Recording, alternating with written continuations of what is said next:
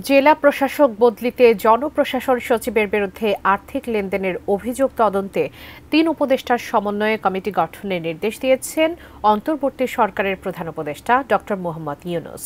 একথা জানিয়েছেন সমাজ কল্যাণ এবং মহিলা ও শিশু বিষয়ক উপদেষ্টা শারমিন এস মুর্শিদ। আর অর্থ লেনদেনের অভিযোগ অস্বীকার করেছেন জনপ্রশাসন মন্ত্রণালয়ের সিনিয়র সচিব ডক্টর মোহাম্মদ মোসলেউর রহমান। আরিফ জামালের রিপোর্টে বিস্তারিত। জেলা প্রশাসক নিয়োগে আর্থিক লেনদেন হয়েছে এবং এ নিয়ে জনপ্রশাসন মন্ত্রণালয়ের সিনিয়র সচিব এবং এক যুগ্ম সচিব হোয়াটসঅ্যাপে বার্তা দেয়া নেয়া করেছেন বলে অভিযোগ করে বৃহস্পতিবার রিপোর্ট প্রকাশ করে একটি দৈনিক পত্রিকা। এমন খবরে সারা দেশে সমালোচনার ঝড় ওঠে।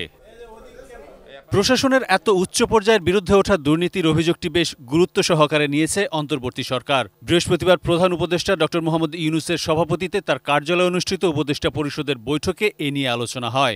ডিসি নিয়োগে অনিয়মের অভিযোগ সহ পত্রিকায় প্রকাশিত আর্থিক লেনদেনের অভিযোগটিও তদন্তের সিদ্ধান্ত হয়েছে। বৈঠক শেষে সন্ধ্যায় ফরেন সার্ভিস একাডেমিতে অনুষ্ঠিত ব্রিফিংয়ে একথা জানান প্রধান উপদেষ্টার প্রেস সচিব শফিকুল আলম। হাই লেভেল একটা কমিটি হবে, সেখানে কিছু সিনিয়র জার্নালিস্টকেও আমরা ইনক্লুড করতে চাচ্ছি, just to look into this report weather it is এই রিপোর্টটা বা যে এখানে আসলে রিপোর্টটা ঠিক ছিল নাকি রিপোর্টের মানে যেই ধরনের যে এলিগেশনগুলো আসছে সেগুলোও আমরা খতিয়ে দেখছি। শিয়া বাটার ও ভিটামিন ই সমৃদ্ধ lily glam beauty soap. Lily, always beautiful. এর আগে সচিবালয়ে এক ব্রিফিংয়ে সাংবাদিকদের প্রশ্নের জবাবে সমাজ কল্যাণ এবং মহিলা ও শিশু বিষয়ক উপদেষ্টা শারমিন এস মুর্শিদ জানান, ডিসি নিয়োগে দুর্নীতির অভিযোগ তদন্ত করতে প্রধান উপদেষ্টা আইন স্বরাষ্ট্র এবং আইসিটি উপদেষ্টার সমন্বয়ে কমিটি করার নির্দেশ দিয়েছেন। প্রশাসনে বা আমাদের অত্যন্ত দায়িত্বশীল জায়গায় অধিষ্ঠিত কর্মকর্তাদের কোনো রকমের দায়িত্বহীনতা, সেটা তো মেনে নেওয়া যাবে না।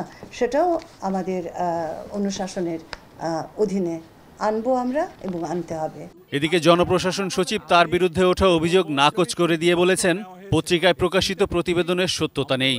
সচিবালয় সাংবাদিকদের প্রশ্নের জবাবে একথা বলেন তিনি। আইফোনকে আমি ব্যবহার করি স্যামসাং। ওনারা কে কি দেখালো ওনাদেরকে জিজ্ঞেস করবেন হোয়াট ওয়াজ দ্য ডায়লগ। আমি এটা কিছুই জানি না। আমি এই সম্পর্কে if I say less it is better. আমরা সরকারের পজিশন থেকে জনগণের স্বার্থে কাজ করি, যেভাবে আছে সেভাবেই কাজ করব, যতদিন করব আল্লাহ হায়াতে রেখেছে আমার নিয়মকরণের মোতাবেক। এখন অভিযোগটা যিনি করেছেন এই অভিযোগ করে আমার কাছে কোনো বিবেচনায় নাই এবং এই অভিযোগটাকে আমি মূল্যহীন মনে করি। It's a fake news.